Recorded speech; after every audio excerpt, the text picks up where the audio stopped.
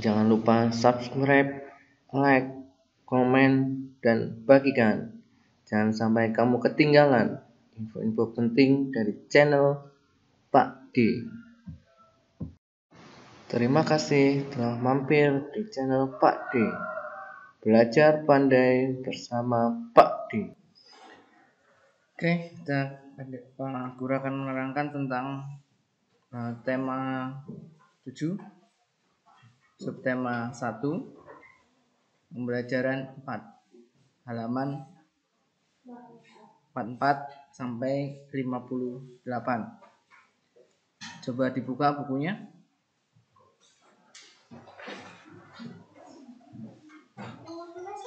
Buku siswa, buku paketnya. Pembelajaran 4. Berbagai perlawanan terhadap penjajah terus mengalami kegagalan karena perlawanan masih bersifat kedaerahan. Kemudian lahir sistem perjuangan baru yang dikenal dengan kebangkitan nasional. Bangsa Indonesia mengalami penderitaan akibat penjajahan mulai awal abad ke-17 sampai abad ke-20. Pada masa penjajahan, bangsa Indonesia telah berusaha sekuat tenaga untuk mengusir penjajah dan bercita-cita menjadi bangsa yang merdeka, bebas dari penjajahan. Berbagai bentuk perlawanan terhadap penjajah yang dilakukan oleh para raja, bangsawan, tokoh masyarakat, dan tokoh agama dilakukan dengan cara mengangkat senjata. Namun pada umumnya bentuk perlawanan semacam itu mengalami kegagalan. Terus apa yang menjadi faktor kegagalan? Yang pertama, perjuangan bersifat kedaerahan. Maksudnya bagaimana? Misalnya Jawa Timur melakukan perjuangan sendiri, Jawa Tengah ada Pangeran Diponegoro sendiri. Jadi ruang lingkupnya hanya daerah-daerah, tidak berkelompok jadi satu. Kemudian Belanda perlawanan tidak dilakukan serentak, jadi per daerah tadi, ya. Kemudian masih bergantung pada pimpinan. Jika pemimpinnya tertangkap, maka perlawanan berhenti. Ya, halaman 44 disimak. Yang berikutnya, kalah dalam persenjataan. Ya, bangsa penjajah sudah pakai senjata misiu. Misiu itu tembak-tembakan itu ya. Kalau kita masih pakai keris, bambu runcing. Ya, nek jarak dekat mungkin menang lah, nek jarak jauh gurung tekan wis bedil saya mati ya. Tuh. Yang berikutnya, Belanda menerapkan politik adu domba atau divide et impera. Ya. Jadi kita sesama bangsa Indonesia diadu domba. Misalnya Raja A ngomong ngelek-elek Raja B, Raja B ngelek-elek Raja A. Akhirnya gelut gitu ya. Nah, setelah mereka bertengkar, maka Belanda mengambil alih itu. Oke. Berdasarkan pengamatan tersebut, kaum terpelajar ingin berjuang dengan cara yang lebih modern, yaitu menggunakan kekuatan organisasi. Lahirnya organisasi-organisasi tersebut menandai lahirnya masa pergerakan nasional. Yang pertama adalah masa pergerakan nasional, yaitu pada awal tahun 1900-an. Pada masa itu lahir banyak organisasi pergerakan seperti Budi Utomo, Sarekat Islam Muhammadiyah Indonesia Party. Salah satu organisasi besar pengaruhnya terhadap pergerakan nasional adalah Budi Utomo. Pada hari Minggu tanggal 20 Mei 1908, Dr. Sutomo beserta kawan-kawannya berkumpul di Jakarta. Mereka sepakat mendirikan yang namanya Budi Utomo, organisasi Budi Utomo. seperti berarti usaha mulia. Masih ingat ya tanggal 20 Mei kita memperingati hari apa? Kebangkitan Nasional. Ya. Sehingga tanggal 20 Mei ini diperingati sebagai Hari Kebangkitan Nasional. Karena sebagai organisasi modern yang pertama kali muncul di Indonesia, pemerintah RI menetapkan tanggal berdirinya Budi Utomo diperingati sebagai Hari Kebangkitan Nasional. Tadi kan udah baca, katanya nggak ngerti. Yang kedua adalah masa awal radikal. Radikal itu bagaimana? Jadi ini terang-terangan melawan gitu, tapi melalui organisasi, tidak dengan senjata. Misalnya di koran menyindir kebijakan-kebijakan gitu secara radikal. Perjuangan bangsa Indonesia melawan penjajah pada abad ke-20 disebut masa radikal karena pergerakan-pergerakan nasional pada masa itu bersifat radikal, keras terhadap pemerintah Hindia Belanda. Jadi tidak perang, tidak, tapi menentang kebijakan-kebijakan. Misalnya harus membayar pajak sekian. Nah, pemuda-pemuda ini nulis neng surat kabar atau di jalan-jalan, di tembok atau ngirim surat kepada Belanda gitu. Mereka menggunakan non kooperatif, tidak mau bekerja sama. Organisasi yang bersifat radikal adalah Perhimpunan Indonesia atau PI, Partai Komunis Indonesia PKI, Nahdlatul Ulama NU, dan Partai Nasional Indonesia atau PNI. Kemudian masa moderat. Masa moderat itu bagaimana Pak Guru? Masa moderat itu kita ada dokumen apian. Ben entuk, ben ora dilarang. Jadi sama Belanda pura-pura baik biar difasilitasi, bisa ikut kegiatan apa-apa. Ya.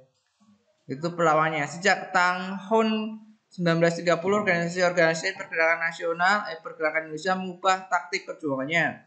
Mereka menggunakan taktik kooperatif, bersedia bekerja sama dengan Hindia Belanda. Organisasi-organisasi ini berhaluan moderat antara lain Partai Partindo 1930, PNI Baru, Partai Indonesia Raya, Arindra, Gerakan Rakyat Indonesia Gerindro, dan Gabungan Politik Indonesia atau GAPI. Selain organisasi-organisasi di atas, masih banyak organisasi kepemudaan dan keagamaan lainnya yang ada dan berkembang pada masa itu. Antara lain Pergerakan Tarbiyah Islamiyah atau PERTI, Majelis Islam ala Indonesia atau MIAI, Jong Islamin Tenbon, Sumatera Tawalid yang lahir di Minangkabau, Persatuan Pemuda Kristen, Persatuan Pemuda Katolik. Itu organisasi-organisasi yang bersifat moderat. Tadi Pak Guru sudah menerangkan bedanya ya. Pergerakan nasional, kemudian radikal, organisasinya apa, kemudian yang moderat organisasinya apa. Harus tahu. Sekarang kita coba berlatih. Ayo berlatih. Yang pertama, mengapa berbagai bentuk perlawanan terhadap Belanda sering mengalami kegagalan? Apa jawabnya? Mengapa berbagai bentuk perlawanan terhadap Belanda sering mengalami kegagalan? Ya? Bersifat kedaerahan. Iya. Perlawanan tidak dilakukan secara serentak, masih bergantung pada pimpinan. Kalah dalam persenjataan. Belanda menerapkan politik divide et impera. Yang kedua, bagaimanakah perubahan strategi perlawanan terhadap Belanda dilakukan oleh kaum atau golongan muda terpelajar dengan mendirikan organisasi atau pergerakan nasional dengan organisasi. Ada yang bersifat radikal dan bersifat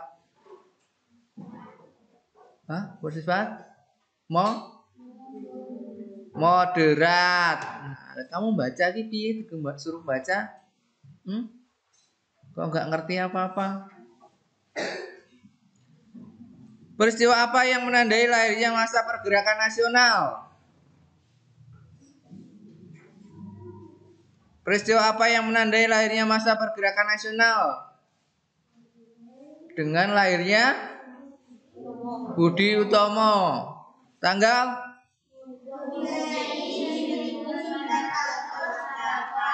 Ya, 20 Mei 1908. Kalau baca tenanan tadi baca sungguh-sungguh, pasti ngerti. Ditanya, nggak asal membaca tok, tapi membaca memahami. Jelaskan pembagian masa pergerakan nasional.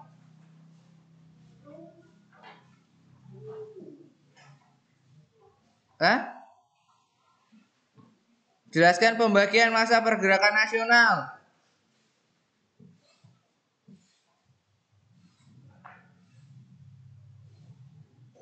Organisasi yang bersifat radikal, satu. Yang kedua bersifat moderat. Itu pembagiannya. Yang radikal dengan organisasi-organisasi tadi, kemudian yang moderat dengan organisasi-organisasi tadi ya. Ya. Peristiwa apa yang menjadi latar belakang ditetapkannya Hari Kebangkitan Nasional? Jelaskan alasannya. Apa yang melatar belakangi ditetapkan sebagai Hari Kebangkitan Nasional? Karena lahir sebuah pergerakan nasional, yaitu organisasi Budi Utomo. Jawabannya itu. Makanya tanggal 20 Mei diperingati sebagai Hari Kebangkitan Nasional. Nanti diperbaiki membacanya untuk yang pembelajaran 5. Carilah sumber bacaan seperti buku, koran, majalah, atau internet yang menjelaskan biografi Dr. Sutomo. Baca dengan jelas dan berikan komentar. Presentasikan biografi dan kisah perjuangan Dr. Sutomo. Biografi itu data diri ya. Misalnya nama, alamat, tempat tanggal lahir, itu namanya biografi. Sekolah di mana, itu biografi. Presentasi berarti kamu menerangkan di depan kelas. Gambar di samping adalah gambar Dr. Sutomo. Nama tokoh Dr. Sutomo. Asal tokoh Nganjuk. Nganjuk itu mana?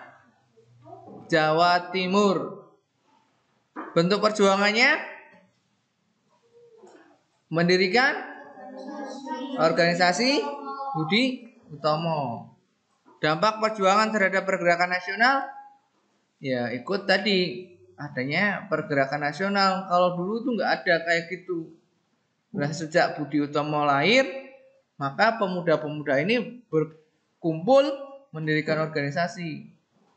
Ini penting sekali untuk kemerdekaan Indonesia. Ya. Munculnya rasa kebangsaan Indonesia berasal dari keinginan kuat rakyat Indonesia untuk merdeka dan berdaulat. Sejak abad ke-19, mulai muncul benih-benih rasa kebangsaan atau nasionalisme bagi bangsa di Asia dan Afrika, khususnya Indonesia. Banyak faktor yang memicu munculnya rasa kebangsaan di Indonesia. Salah satunya kenangan kejayaan masa lalu. Kenangan kejayaan masa lalu khususnya pada kejayaan Kerajaan Majapahit dan Sriwijaya, serta kebesaran kerajaan Islam. Pada masa Majapahit, kerajaan itu mampu menguasai seluruh Nusantara yang sekarang menjadi Indonesia. Bahkan sampai Malaysia, Brunei, Singapura itu masih wilayah Nusantara. Adapun pada masa Sriwijaya, kerajaan mampu berkuasa di lautan karena pasukan maritimnya yang kuat. Ayo berdiskusi. Pada bacaan di atas disebutkan salah satu faktor munculnya rasa kebangsaan di Indonesia. Sekarang diskusikan bersama kelompokmu mengenai faktor-faktor lain yang memicu munculnya rasa kebangsaan Indonesia. Sebagai bahan diskusi, kamu dapat mencari referensi di buku atau artikel. Yang pertama, faktor internal.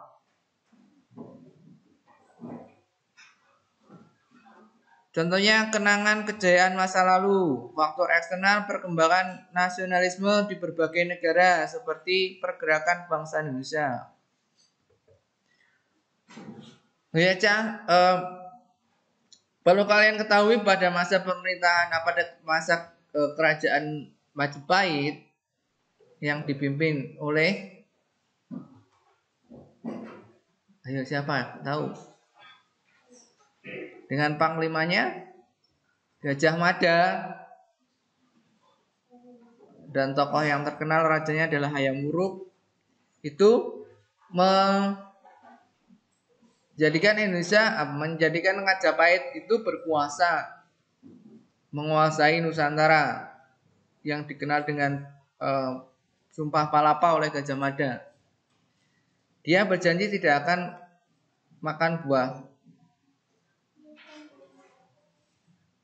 pala atau palapa sebelum berhasil menyatukan Nusantara. Ya, atau dia tidak akan bersenang-senang sebelum bisa menyatukan Nusantara. Tuh.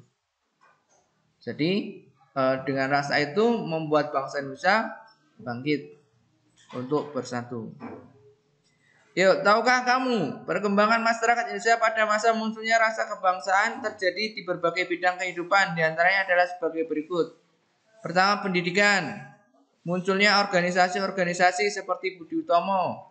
Kemudian bidang ekonomi. Eksplorasi ekonomi asing tujuannya untuk membentuk masyarakat yang bebas dari kesengsaraan. Jadi kalau dulu kita dijajah suruh nanam kemudian dijual kepada Belanda, bangsa-bangsa atau bangsawan sudah mulai disuruh berdagang sendiri sampai ke luar negeri gitu. Bidang politik, banyak muncul organisasi-organisasi pergerakan. Tadi ada Budi Utomo, ada Partai Indonesia Party, ada Serikat Islam, ya. Bidang sosial dan budaya, lahirnya Sumpah Pemuda. Masih ingat nggak Sumpah Pemuda? Ya, nanti kita bahas lagi habis ini. Tadi sudah dibaca halaman berapa? 52. Ayo berdiskusi bersama kelompokmu, diskusikan pengaruh dan berkelanjutannya masyarakat Indonesia pada masa munculnya rasa kebangsaan pada masa sekarang. Pengaruh perkembangan dan muncul rasa kebangsaan terhadap sekarang di bidang pendidikan. Ya, sekarang pendidikan sudah maju. Kalau dulu yang boleh sekolah hanya anak raja, anak bupati, anak camat. Kalau kalian bukan anak siapa-siapa, tidak bisa sekolah. Oke. Pengaruh perkembangan yang pada masa munculnya kebangsaan terhadap kehidupan masa kemerdekaan hingga sekarang. Bidang ekonomi. Ya, sekarang tidak lagi kita dijajah, tapi mungkin produk-produk luar negeri yang menjajah kita. Ya, kita tidak bisa membuat produk sendiri, ya, masih bergantung pada luar negeri. Harusnya kita menciptakan produk sendiri, ya. Kemudian pada bidang politik, ya sekarang semua orang boleh sekolah, semua orang boleh mengeluarkan pendapat untuk ngomong. Kalau dulu nggak boleh, ya.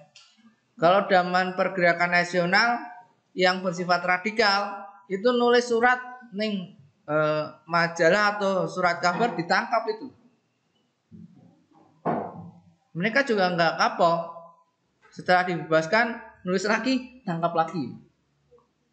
Tuh. Kalau sekarang kamu boleh menulis bebas, ya. nulis WA, nulis status, bebas, boleh. Ya, yang baik-baik tapi ya. Kemudian bidang sosial budaya. Bidang sosial budaya itu bagaimana? Sekarang sudah banyak kesenian tradisional, ya. Sudah ada pementasan, ada reog, ada tari topeng, tari prajuritan. Itu kesenian, ya. Wayang. Kalau dulu nggak boleh, hanya orang-orang Belanda aja yang boleh merayakan itu. Oke. Sejak dirintisnya organisasi yang bersifat nasional, Budi Utomo pemuda juga terteguh untuk membentuk organisasi-organisasi yang memperjuangkan nasib bangsanya. Itu ya, banyak organisasi muncul. Ya, sekarang kita ayo membaca peristiwa Sumpah Pemuda. Pada Kongres Pemuda 1 terjadi pada tanggal 30 April sampai 2 Mei tahun 1926. Ya. Kemudian organisasi Pemuda 2 berlangsung di Jakarta tanggal 27 sampai 28 Oktober. Kalau yang satu dipimpin oleh M. Tabrani ya. Kalau yang kedua dipimpin oleh Sugondo Joyo. Iya, Sugondo Joyo Puspito. Lupaan kelas 3 itu materi kelas 3. Pemuda bekerja keras mempersiapkan segala sesuatu diperlukan termasuk menyusun panitia kongres pada malam penutupan tanggal 28 Oktober 1928 Kongres Pemuda Indonesia II mengambil keputusan sebagai berikut. A. Menerima lagu Indonesia Raya ciptaan W.R. Supratman sebagai lagu kebangsaan Indonesia. 2. Menerima Sang Merah Putih sebagai bendera Indonesia. 3. Organisasi pemuda dilebur menjadi satu dengan nama Indonesia Muda. Yang keempat, berikrar Sumpah Pemuda. Hafal enggak? Coba. Sumpah Pemuda. 1. Apa? Indonesia mengakui bertumpah darah yang satu tanah air Indonesia.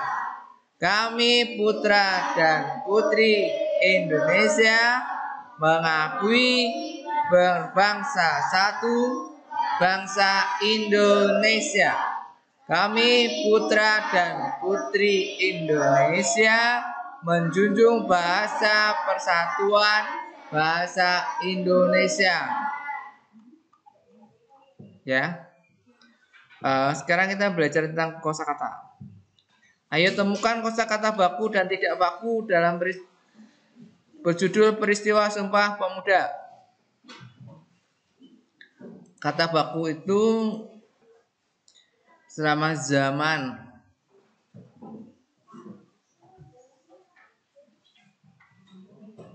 Harusnya zaman apa zaman? Itu contoh kata baku dan tidak baku ya.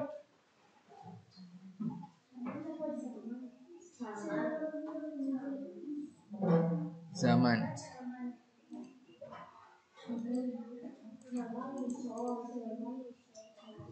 Ayo menulis. Kapan Kongres Pemuda dilaksanakan? Berarti jawabnya tahun. Tahun berapa yang satu? 1926. Yang kedua?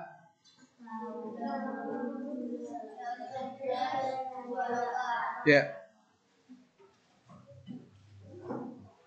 Di mana Kongres Pemuda dilaksanakan? Di Jakarta. Tadi di gedung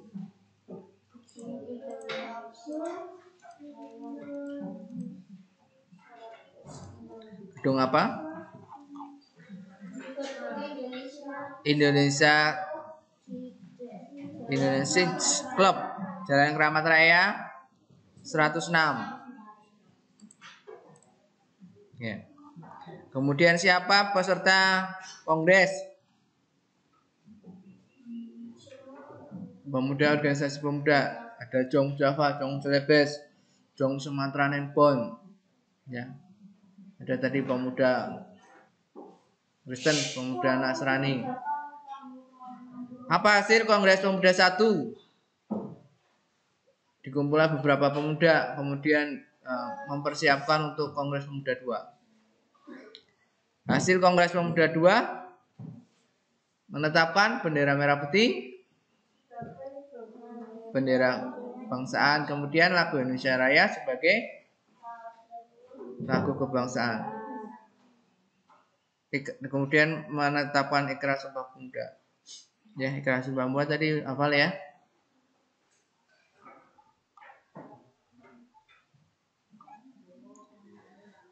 Ayo berdiskusi sejak C.R. Logan menggunakan kata Indonesia untuk menyebut penduduk dan kependudukan Nusantara. Istilah Indonesia mulai dikenal. Bahkan beberapa tokoh banyak menulis artikel tentang keberadaan Nusantara dengan istilah Indonesia, tidak lagi istilah India Belanda. Dalam perkembangan selanjutnya, istilah Indonesia dijadikan sebagai nama organisasi para mahasiswa Indonesia di negeri Belanda, yaitu Perhimpunan India, Perhimpunan Indonesia atau Indonesia Vereniging. Istilah Indonesia makin populer setelah ditetapkannya Ikrar Sumpah Pemuda. Sekarang diskusikan bersama denganmu arti penting penggunaan istilah Indonesia bagi perjuangan bangsa Indonesia. Iya, jelas berarti penting ya, karena tidak lagi bersifat kedaerahan. Mereka berjuang untuk Indonesia, tidak lagi untuk wilayah mana gitu, enggak. Oke. Tahukah kamu perbedaan antara suku dan suku lainnya? Yang pertama adat istiadat. Adat istiadat itu apa? Kebiasaan. Oke. Ada contohnya ini ngaben di Bali, ini bakar mayat. Kemudian budaya khusus Solo dan Yogyakarta.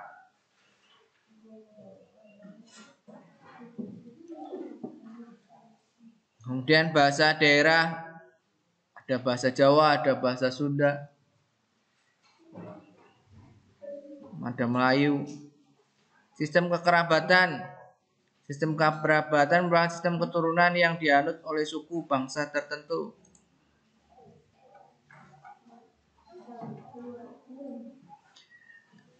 Ayo mencoba unsur berbeda dengan suku bangsa. Ya tadi ada adat istiadat, bahasa dan sistem tertentu.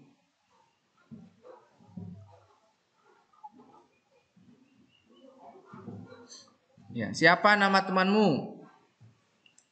Pilih. Termasuk ras apakah temanmu? Sukunya Jawa. Kalau ras ada di halaman sebelumnya. Proto Melayu, Detro Melayu, ras Mongoloid. Tuh.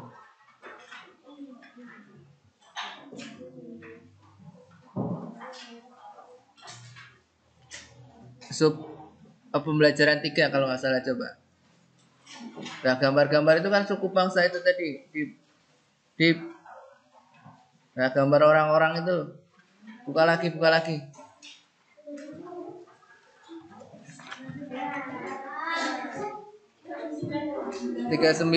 bisa. Ras Indonesia. Kita masuk ke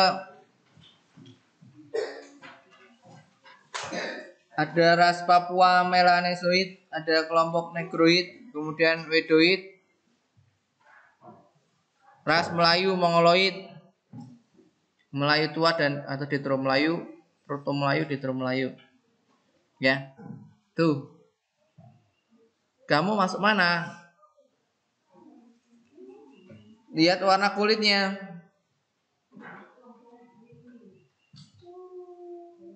Kita mungkin ke apa ya, percampuran ya antara Mongoloid sama Negro. Ya, Indonesia lebih ke Mongoloid ya. Wajahnya gitu. Sudah gabungan.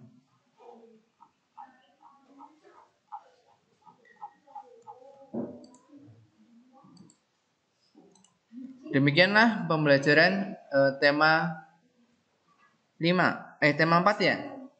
Kita akan lanjut ke tema 7, pembelajaran subtema 1, pembelajaran 4.